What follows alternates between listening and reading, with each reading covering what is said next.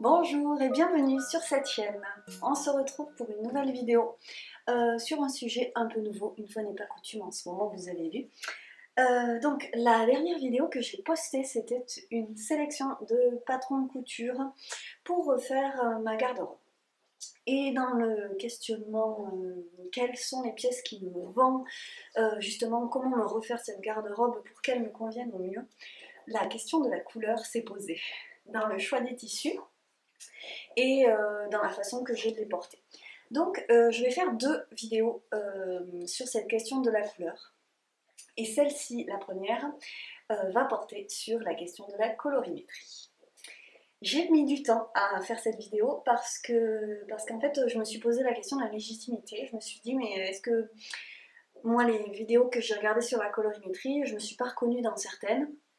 Je ne suis pas coach en image, je ne suis pas une fashion victime.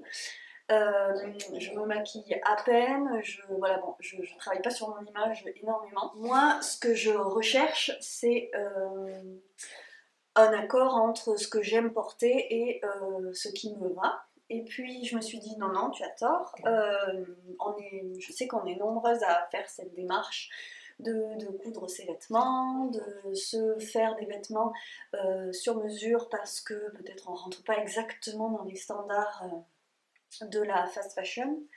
Et du coup, je suis là, j'ai étudié le sujet et finalement on va la faire comme d'habitude tranquillement avec les données que j'ai et je vais surtout vous parler de mon ressenti par rapport à cette idée de colorimétrie. Et en premier lieu, ce que je tiens à préciser, c'est que moi j'ai regardé la vidéo de Sofiana Sotrico qui parle de colorimétrie et qui a fait ses recherches et qui s'est posé la question de ce que c'était et faire son profil en colorimétrie pour refaire sa garde-robe aussi. Donc je tenais à rendre à César. Et vous allez retrouver des liens dans la barre de description de cette vidéo qui sont les mêmes que dans la sienne et d'autres bien sûr. Et voilà, donc je tenais à le préciser, allez voir sa vidéo qui est très bien faite aussi. Et donc c'est parti, la colorimétrie, qu'est-ce que c'est? Alors c'est tout simplement la réponse à cette question, quelle couleur me met en valeur et quelle couleur me va? Donc en fait la colorimétrie n'a rien à voir avec vos goûts. Vous pouvez, on est nombreuses je pense, à aimer des couleurs qui ne vont pas être celles qui vont en premier lieu nous mettre en valeur. Il y a toujours une solution. Je vais tout de suite mettre un bémol, moi la colorimétrie, je trouve que c'est un outil qu'il faut voir, qu'il faut comprendre, pourquoi pas, parce que c'est des renseignements qui peuvent servir, mais c'est pas une fin en soi du tout. Bon, donc, la colorimétrie, en fait, il y a deux façons de l'aborder. Ça va vous mettre dans des cases. C'est pour ça que je mets les bémols tout de suite. Vous allez appartenir à une saison. Donc, il y a une classification par 4 saisons et il y en a une autre par 12 saisons. Alors moi je vous fais un truc rapide là, je vous fais un tour, un état des lieux et puis n'hésitez pas à aller voir en barre de description si ça vous intéresse. Je vous ai mis le plus de liens possible, ce que j'ai trouvé le plus intéressant. C'est effectivement intéressant de voir comment ça fonctionne, comment ça a été créé. Donc, vous connaissez les 4 saisons. Beaucoup, vous allez voir, trouvent que 4 saisons c'est peu et ça restreint vraiment l'échantillonnage et le spectre. Moi je trouve aussi. Et du coup moi j'ai plus trouvé mon profil au sein des 12 saisons. Mais je vais quand même vous parler de la base. La colorimétrie c'est très utilisé par les coachs en images. Quand vous voulez refaire votre garde-robe et que vous demandez conseil à quelqu'un dont c'est le travail. On vous conseille souvent de mettre des foulards de couleur devant votre visage, sans maquillage et à la lumière naturelle, et puis d'essayer d'abord un foulard doré et un foulard argenté. Pourquoi? En fait, on va se baser sur le teint, la couleur des yeux et la couleur des cheveux. Et on va établir des tonalités. La première chose à savoir en colorimétrie, c'est distinguer les couleurs chaudes des couleurs froides. Les couleurs chaudes, en plus de jaune, tirent vers le jaune, et les couleurs froides vont tirer vers le bleu. Une même couleur peut être chaude ou froide. Il y a des jaunes chauds et des jaunes froids. Alors, Je vous mettrai des images en même temps parce que moi, visuellement, ça me parle mieux. Donc, en fonction de votre teint, vos cheveux et la couleur de vos yeux, vous allez être plus facilement mise en valeur par des couleurs chaudes ou par des couleurs froides. Et ça va influencer votre saison. Donc, une fois établis ces points-là, vous allez voir, c'est pas forcément si évident déjà d'établir la question de la teinte. C'est pour ça que je vous ai mis en barre d'infos certains liens. Je vous préciserai où est-ce que c'est bien décrit, comment trouver ses propres teintes. Moi, j'ai pas trouvé ça si évident et on est dans un groupe de discussion de créatrices qui cousent et qui font du tricot. On est nombreuses à avoir un peu galéré à trouver dans quelle case se mettre. Après, l'avantage avec la méthode des 12 saisons, c'est qu'il y a peut-être un petit peu plus d'informations recherchées, il y a plus de nuances. Et avec la teinte, donc froid ou chaud, on va se poser la question de la valeur. Donc si on a besoin que la couleur qu'on porte aille plus vers la luminosité, la clarté, ou qu'elle soit plus profonde. Donc il y aura le plus clair ou le plus profond, après le chaud et le froid. Et après, il y a ce qu'on appelle la chroma, qui est en fait l'intensité, la vitalité de la couleur. C'est la saturation. Soit elle est atténuée et elle est plus douce, soit elle est très intense et elle est plus vive. Tout ça étant, on se dit, oh là là, qu'est-ce que c'est que ce bazar? On se base sur des choses concrètes pour choisir un petit peu, pour comprendre à quelle catégorie on appartient. Et après, on établit une base colorée avec des neutres, des couleurs principales et puis des couleurs complémentaires qui viennent mettre des accents. Avant de parler de ces couleurs-là, je vais parler de mon profil à moi. Alors, moi ce que j'ai trouvé difficile, c'est mon teint. Moi, le truc de mettre un foulard devant moi, j'ai pas trouvé ça concluant. En fait, j'avais besoin d'une méthode qui ne fasse pas appel à mon œil, parce qu'en fait moi je vais aller vers la couleur qui me plaît moi. Mon cerveau me dit ah c'est plus joli cette couleur là. Voilà, donc j'ai pas trouvé ça très pratique. Et vous allez voir dans certains tableaux que vous allez voir pour déterminer quelle est votre teinte, tout ça, quelle est votre saison. On vous dit votre teint il est vers le vert, il est clair, il est trop. Moi le teint j'ai galéré. D'abord parce que j'ai pas le même en hiver et en été. Clairement, je bronze facilement, donc ça c'est une donnée qui peut être intéressante. Heureusement pour le teint, on vous parle des veines, de la couleur des veines sur le poignet, donc ça m'a bien aidé. Et bon, j'ai appris que en fait, j'allais plus vers le froid, aussi parce que moi j'ai des cheveux gris. Et alors ça, je trouve ça, c'est un peu occulté dans certains trucs. On est quand même nombreuses à avoir des cheveux gris. Et ça influence quand même les couleurs qui vont m'aller. Et ça influence le contraste, en fait. Pour la classification en 12 saisons, on va vous parler du contraste. Si vous êtes blonde et que vous avez un teint de pêche, le contraste est très faible. Alors que moi, je suis relativement pâle et j'ai des cheveux foncés, même si j'ai des cheveux, je suis poivre et sel. Du coup, mon contraste est quand même relativement fort. J'ai des yeux foncés aussi. Du coup, moi, mon profil, il est plus hiver profond. Et il y a toujours une nuance, comme je vous disais. Ce qu'il y a de bien dans cet esprit des 12 saisons, c'est que vous allez appartenir à une saison, mais vous allez pouvoir emprunter aux saisons qui sont à proximité, en fait. Du coup, moi, je suis hiver profond, mais je m'approche... Oui, je n'ai même pas en tête si c'est... Alors du coup, je vous montre avec un schéma. Je suis pas super fan de ce côté superstar hollywoodienne pour schématiser les choses, mais c'est pas grave. On voit au moins ici qu'il y a donc 3 déclinaisons par saison, et l'hiver et l'été étant des saisons froides, le printemps et l'automne, les saisons chaudes. Donc moi, comme je suis hiver profond, je vais pouvoir aller piocher dans les coloris de l'automne profond, ou de l'hiver froid dans l'idée, mais je suis plus bronzée en été et mon goût en fait va plus vers les couleurs automnales. Donc je vais pouvoir aller piocher de ce côté-là aussi. Il y a des couleurs automnales qui me vont aussi. Ça tombe bien parce que c'est celle-là que j'aime. Du coup, moi, pour établir ma palette de couleurs, puisque c'est le but du jeu, mes basiques, mes neutres, ça va être le beige, le noir et le gris. Par goût, là, vous allez pouvoir faire intervenir vos goûts. Dans mes couleurs principales, par exemple, il pourrait y avoir un rose profond. Et moi, je porte pas de rose, donc je sais pas ce que je vais mettre. Moi, j'ai choisi du vert profond, vert sapin, un bordeaux, quelque chose, ouais, quelque chose d'intense. J'aime bien les rouges.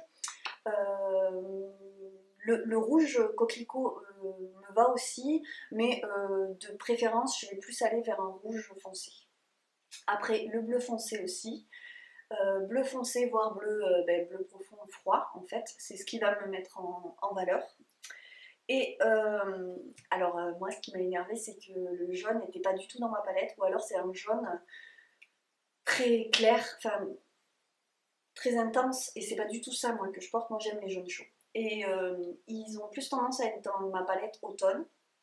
Et du coup, de toute façon, ça restera dans ma garde-robe. Puisqu'en fait, ces couleurs, je n'ai rien appris, c'est les couleurs que je porte déjà.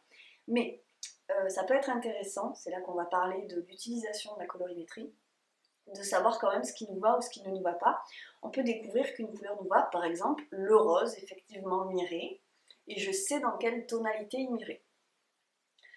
Mais je ne me vois pas du tout porter du rose pour l'instant. Ceci étant, finalement, mes goûts correspondent à peu près, à part, je vous dis, cette histoire de jaune. Le jaune, si vous voulez, va plus m'aller en été ou en automne, où j'ai encore mon teint un peu chaud. Et en hiver, j'ai le teint froid. Et du coup, peut-être que ça m'ira moins. Effectivement, je suis quand même d'accord avec ça, j'avais remarqué. Du coup, en fait, comme j'adore me porter des choses bariolées, j'ai déjà testé des trucs qui m'ont convaincu ou non. Et du coup, j'ai plutôt rien appris de ce côté-là. Mais je trouve ça intéressant, par exemple, dans le choix des tissus, quand j'achète des tissus, je peux avoir des coups de cœur pour une couleur que je trouve magnifique. Et savoir que elle n'est pas dans ma palette va me dissuader d'acheter ça. Et du coup, je gagne du temps, puisque je ne vais pas me faire un vêtement qui ne me va pas. Je parle en termes de confection, mais bien sûr, c'est pareil pour aller acheter un vêtement. Si vous ne faites pas vos vêtements, vous les achetez, hein, je pense. Ou alors vous vivez nu, vous avez de la chance. Mais... Et ben c'est pareil quand on les achète. On a tous eu un coup de cœur pour un article et puis on arrive à la maison, on se dit qu'est-ce que c'est, je ne vais jamais le mettre. Je me suis déjà acheté un truc orange. Adieu quoi. Non, c'est une mauvaise idée. Et du coup, mes couleurs en accent, ça serait plus du rose à faire rentrer parce qu'en plus, je trouve par exemple que c'est une couleur hyper agréable à tricoter pour en avoir tricoté pour d'autres. Et alors c'est pareil, la colorimétrie, ça vous permet d'éviter les écueils. J'adore créer ce vêtement, mais je vais pas aimer le porter finalement. Je pense que ça nous est tout arrivé. Donc voilà. Le kaki aussi, je pense que ça serait pas mal en couleur d'accent. J'ai plus de mal à mettre des couleurs d'accent, étonnamment. On reparlera de ça dans la vidéo suivante qui sera sur le fait de porter la couleur et d'associer les couleurs entre elles.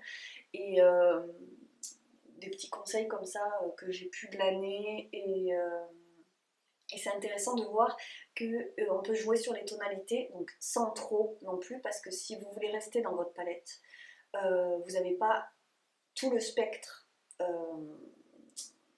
dans cette palette-là, mais vous pouvez jouer sur le placement. Par exemple, une couleur qui n'est pas dans votre palette, eh bien, il faudra l'éloigner de votre visage. Parce qu'en fait, on parle de ce qui nous va et ce qui nous va au teint.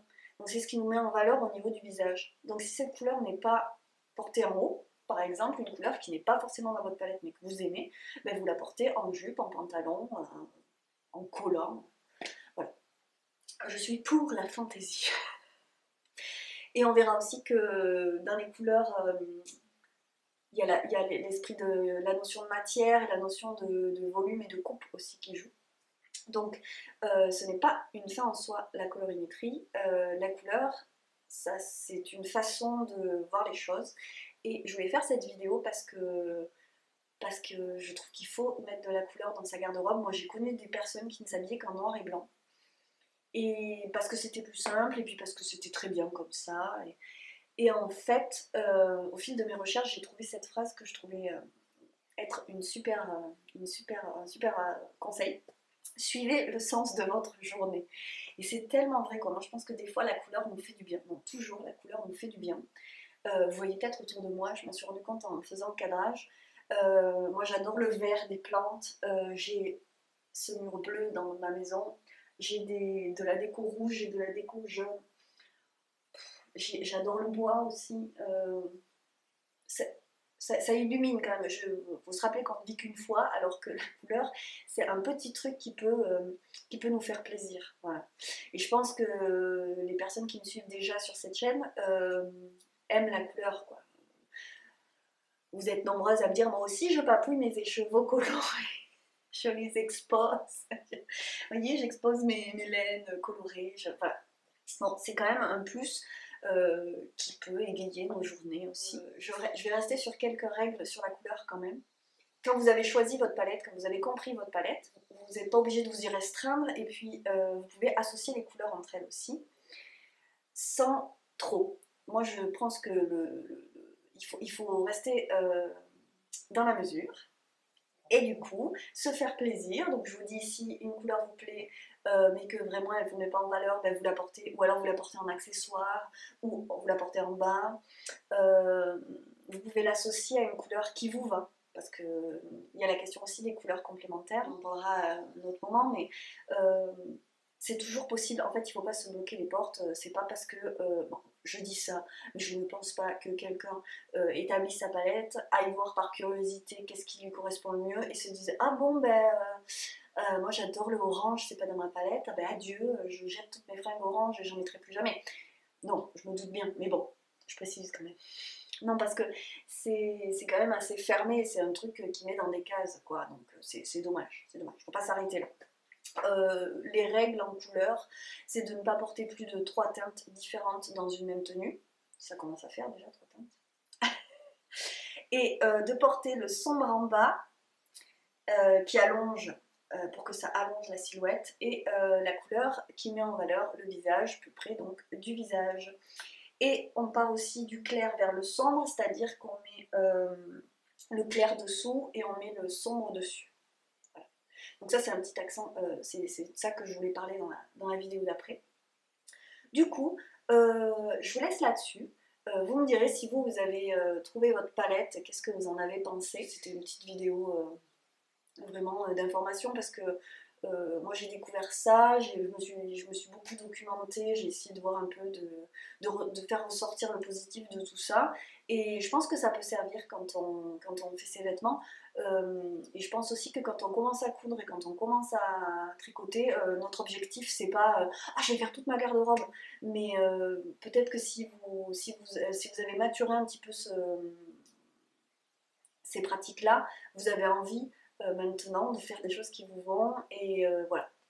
Voilà, je voulais faire une vidéo de plus là-dessus et j'espère que ça vous plaira. Sur ce, je vous laisse, je vous souhaite le meilleur, une vie en couleur. Mais si, mais c'est vrai quand même. Donc des bisous colorés, qui sont dans votre palette ou non, ça on s'en fiche. Et puis à bientôt du coup pour parler encore de couleurs et pour d'autres aventures bien sûr. Salut!